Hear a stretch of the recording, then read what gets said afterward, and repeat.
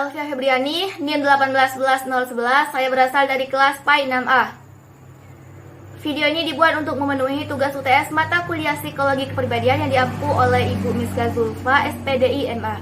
Nah, di video kali ini saya akan membahas materi yang berjudul Teori Belajar Humanistik Abraham Maslow dan implikasinya dalam pembelajaran. Selamat menyaksikan. Nah, sebelum itu, kita harus mengetahui siapa itu Abraham Maslow. Jadi, Abraham Maslow ini dikenal sebagai Bapak Psikologi Humanistik. Beliau dilahirkan pada tanggal 1 April 1908 di New York, Amerika Serikat. Lalu kemudian meninggal pada tahun 1970 di California. Nah, beliau ini dikenal sebagai Bapak Psikologi Humanistik. Beliau ini mulai populer akibat mencetuskan sebuah teori yang diberi nama teori hierarki kebutuhan. Bagaimana teorinya nanti akan kita bahas. Nah, lalu bagaimana sih pengertian teori belajar humanistik Abraham Maslow? Jadi, teori belajar humanistik ini artinya bisa dapat diartikan sebagai aktivitas jasmani dan rohani guna memaksimalkan proses perkembangan. Nah, proses perkembangan ini hanya disebabkan oleh proses pembelajaran seperti habit atau kebiasaan. Nah, dalam teori belajar humanistik ini bertujuan untuk memanusiakan manusia. Dan menurut teori belajar humanistik Abraham Maslow ini, seorang siswa atau peserta didik dapat dikatakan berhasil dalam belajarnya apabila dia sudah dapat memahami lingkungan dan memahami dirinya sendiri. Maksudnya, dia bisa memahami apa saja potensi yang ada dalam dirinya dan dia dapat mengembangkan potensi tersebut. Barulah dapat dikatakan peserta didik itu dapat berhasil dalam belajar. Nah, kemudian bagaimana sih teori belajar Abraham Maslow? Nah, teori belajar Abraham Maslow ini terdiri dari 5 hal seperti yang saya jelaskan sebelumnya, yaitu dinamakan sebagai teori hierarki kebutuhan. Terdiri dari 5 hal, yaitu yang pertama kebutuhan fisiologis, yang kedua kebutuhan akan rasa aman, yang ketiga kebutuhan untuk diterima, keempat kebutuhan untuk dihargai, dan kelima kebutuhan aktualisasi diri. Maksud dari kebutuhan fisiologis ini seperti kebutuhan makan, minum, pakaian, tempat tinggal, dan lain sebagainya berkaitan dengan fisik. Kemudian yang kedua, kebutuhan akan rasa aman. Maksudnya seorang manusia harus diberikan rasa aman, jauh dari rasa takut. Misalkan dia harus tidur dengan nyaman tanpa ada rasa takut. Seperti misalkan ada hal-hal yang tidak diinginkan. Begitu pula dengan siswa, siswa harus diberikan rasa aman oleh gurunya dan juga teman-temannya. Kemudian yang ketiga yaitu kebutuhan untuk diterima. Maksudnya bagaimana? Maksudnya seorang siswa dalam hal ini misalkan di pembelajaran, seorang siswa harus diterima, merasa diterima oleh gurunya ataupun oleh lingkungan sekolah, baik dan juga lingkungan masyarakat. Kemudian dia juga harus diterima oleh gurunya dan juga teman-temannya di sekolah. Kemudian yang keempat yaitu kebutuhan untuk dihargai. Nah, seorang manusia, siapa sih yang tidak ingin dihargai? Semua orang pasti ingin untuk dihargai, terutama juga siswa. Nah, di sini siswa harus bisa merasa dihargai oleh gurunya dan juga teman-temannya. Contoh kecilnya, misalkan seorang guru harus bisa menghargai tugas yang dikumpulkan oleh siswa. Entah itu benar, entah itu salah.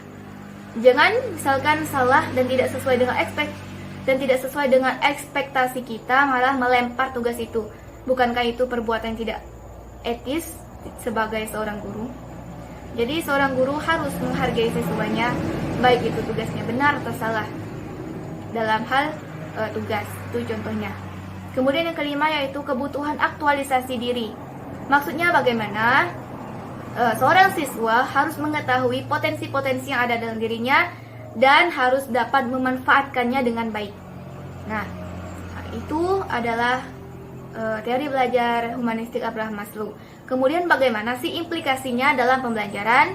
Nah, sebenarnya ada banyak sekali implikasinya dalam pembelajaran. Namun saya mengambil 3 hal saja. Yang pertama yaitu pemenuhan akan kebutuhan fisiologis siswa. Seperti yang saya katakan tadi, misalkan contohnya dalam pembelajaran, seorang guru harus membolehkan siswanya untuk minum. Karena kebutuhan fisiologi siswa itu seperti makan, minum, dan lain sebagainya. Jadi, seorang guru harus membolehkan siswanya untuk minum di dalam kelas ketika proses pembelajaran. Namun tidak membolehkan makan karena mungkin takut mengganggu. Tapi untuk minum harus dibolehkan. Karena minum itu dapat meningkatkan kinerja otak dan juga dapat membantu proses berpikir siswa. Nah, kemudian yang kedua yaitu mengakomodasi pemenuhan kebutuhan fisik dan psikis siswa. Nah, maksudnya bagaimana? Maksudnya seorang guru tidak boleh memukul siswa. Itu untuk fisik. Karena bagi siswa, apabila guru itu sudah main tangan, itu artinya seorang guru yang kasar dan siswa akan merasa takut untuk belajar. Apabila ada masalah mungkin bisa dibicarakan baik-baik, namun jangan main tangan, apalagi sampai melukai siswa dan menyebabkan tidak berfungsi lagi salah satu indera siswa, karena banyak sekali kasus-kasus kejahatan yang dilakukan oleh guru. Nah, kemudian yang kedua selanjutnya yaitu kebutuhan psikis. Kebutuhan psikis ini berkaitan dengan mental siswa. Jadi seorang guru tidak boleh membentak siswa, apalagi di depan teman-temannya, karena itu akan mempermalukan siswa sendiri dan hal itu akan menyebabkan siswa trauma. Oleh karena itu jauhkanlah dari membentak siswa. Nah, kemudian yang ketiga ada yang namanya kebutuhan ego. Maksudnya bagaimana? Maksudnya seorang siswa itu ingin untuk mendapatkan prestasi dan terlihat wibawa. Oleh karena itu guru dapat memberikannya tugas-tugas serta motivasi supaya siswa dapat termotivasi dalam hal belajar. Atau guru dapat memberikan hadiah bagi siswa yang sudah dapat mencapai nilai yang tinggi misalkan, sehingga dapat memotivasi teman-temannya untuk berprestasi. Nah, kemudian bagaimana sih kelebihan dan kekurangan dari teori belajar humanistik ini? Nah, jadi teori belajar humanistik memiliki kelebihan, diantaranya yang pertama, teori belajar humanistik ini lebih mengedepankan hal-hal yang bersifat demokratis. Kemudian yang kedua, suasana pembelajaran dalam teori belajar humanistik ini lebih menghargai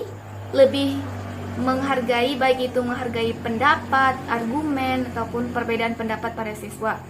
Kemudian yang ketiga yaitu siswa lebih dilibatkan aktif untuk berbagai kegiatan di sekolah. Lalu bagaimana kekurangan dari teori belajar humanistik ini?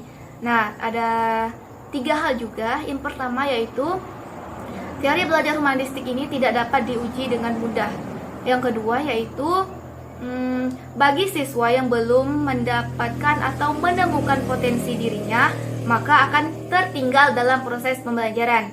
Kemudian kekurangan yang ketiga yaitu teori belajar humanistik ini lebih menekankan pada potensi siswa, sehingga perkembangan intelektual siswa akan mengalami gangguan atau akan tertinggal, karena teori belajar humanistik Abraham Maslow ini lebih mengedepankan potensi siswa, sehingga untuk intelektualitasnya mungkin akan sedikit tertinggal.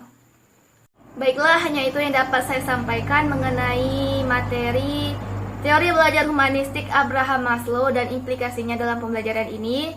Semoga kalian dapat mengambil manfaatnya, dan saya mohon maaf atas segala kekurangan dan kesalahan ketika menjelaskan materi ini. Selamat menyaksikan, selamat belajar, dan sampai jumpa di video selanjutnya. Terima kasih. Assalamualaikum warahmatullahi wabarakatuh.